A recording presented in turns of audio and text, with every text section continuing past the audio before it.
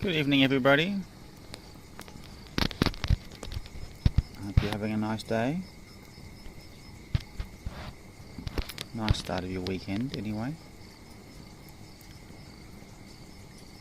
I wasn't sure I'd have a fire tonight since we had the rain the other day. My firewood was out and it got a wee bit wet, but it survived. Well, it dried enough that with a few firelighters underneath it, it could kick off a nice fire. Looks like it's ironbark, which is quite a nice wood for burning, I've been told, and I can see that. It burns quite hot and quite slowly, which is lovely. Been an interesting week. Some things are still very much up in the air. Others are moving forward. I'm sure some of you at least have seen the post about RJ. I'll be picking him up in a couple of weeks. Well, no, next weekend I'll be picking him up and looking after him for a bit to give Karen a break. Just don't know how long he's going to be around.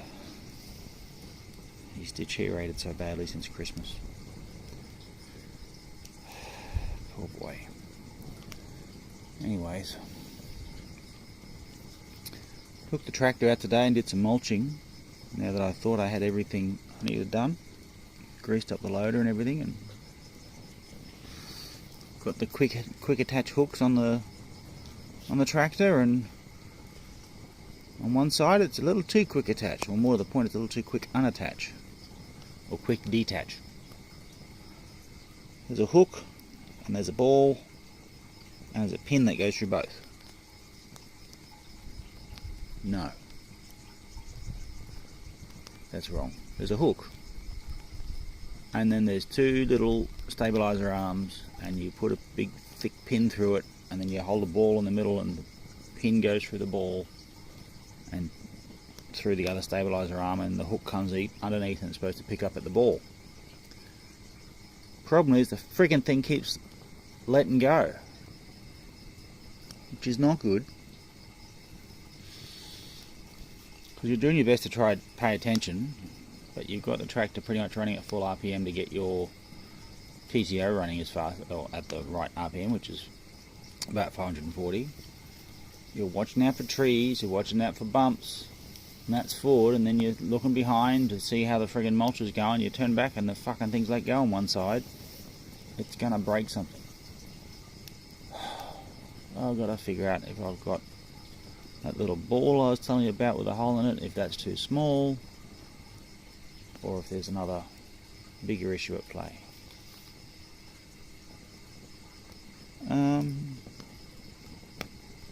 But yeah, more than a little frustrating. I was out there today for three and a half hours, I think. Covered in sweat and dust and dirt by the time I got back, but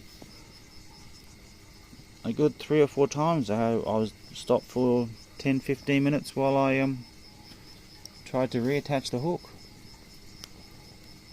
What a pain in the ass.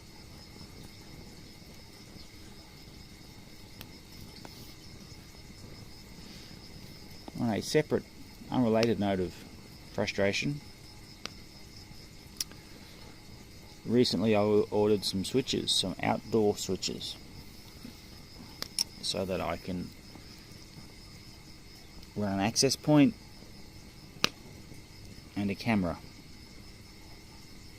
off one Ethernet cable. Well, they'll be off two, but the outdoor switch is a PoE switch, so it gets power input over the Ethernet, and then you run 2 short cables from there to your Ethernet and to your Wi-Fi access point and your camera. Simple, you think. I tend to use Ubiquiti gear. I don't see it, even though they like to think they are, I don't see them as enterprise ready or enterprise gear, but that's what they try and sell themselves as, but you get that. Anyway, if you look up Ubiquiti outdoor switch, what comes back is a 4-port nano switch, which is perfect.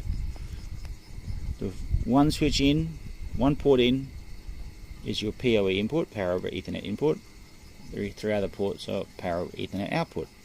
And you have a look at this bill and it says it's an outdoor rated switch, it runs wireless access points and cameras, and oh great.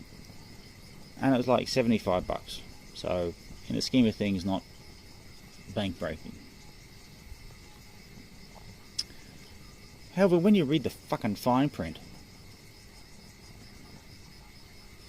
it runs off what's called passive PoE, and I didn't even think we had passive PoE devices these days, because that was the very first attempts at PoE. So passive PoE means that there is just power going down two lines of the Ethernet cable. No smarts, no nothing, just power. The switch takes that and then routes it to the other devices that may be connected to its switch ports. And that's how Power over Ethernet started, literally decades ago. But pretty much none of the devices you get these days use passive PoE. They use what's called active PoE. Active PoE works by the originating device sends little pulses down the line, and then the device on the other end acknowledges that, little power pulses that is, acknowledges that and sends a pulse back. And then the switch goes, you know, you're a PoE switch. I'll send power, or PoE device, I'll send power down to you now, and off it goes. So you're not sending power down the line all the time, only sending power down the line when there is a PoE device at the other end. And it's pretty smart, because with passive PoE, you've got no idea if the device at the other end is PoE capable, and if you plug a non-PoE device into that cable, guess what? You can damage it, because it's not expecting power to come down the line.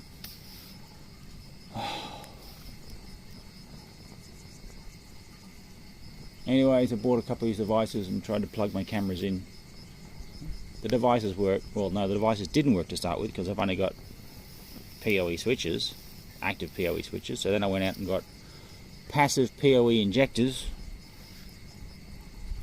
which are exactly what they sound. They take a LAN port on one side, and then the other side they output a LAN port with 24 volts of power coming down it. You have to power this little injector, so it injects the power into it. So I've bought switches, I've bought passive PoE injectors. I come to the conclusion that I can't use either friggin' things, because it's using passive PoE, and nothing uses passive PoE these days. Well, very little. If anything, it'll be all a really, really old kit. Pretty much everything is active PoE, because passive PoE is potentially dangerous, because there is always power on the line. Anyways, the cost difference between the passive PoE 4-port switch, 1 input, 3 output, 1 input port, where you plug it into your upstream device, and 3 output ports, that was $75. The replacement device, which you've got to go searching for, which uses active PoE, is a 5-port device, not 4-port device. It's called a flex switch. So it's got 1 input that you plug into your upstream device, and then 4 switch ports. That one is like $200. So you can see why I went with the $75 one as compared to the $200 one. But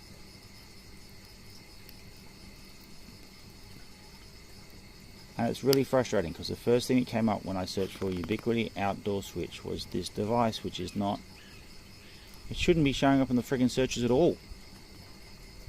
It's not suitable for most use cases. Anyways, that's been another joy of my week.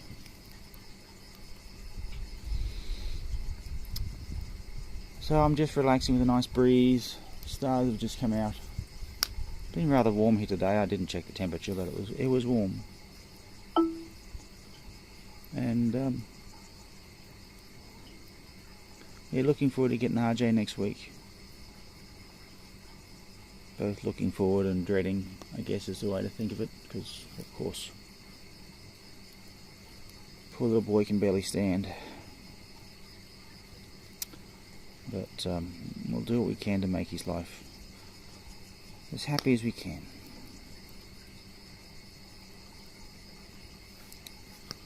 Anyways, all, have a lovely evening. I see the Southern Cross is out up there. You probably can't see it because the light from the fire is screwing up the camera, but it's in your field of vision. You have maybe like a 4K monitor, you might be able to see it, and like a really big TV screen. But I've got a really big TV screen. It's called the sky. So, anyways, yes, have a good night all, and I shall speak to you anon. Ciao, ciao.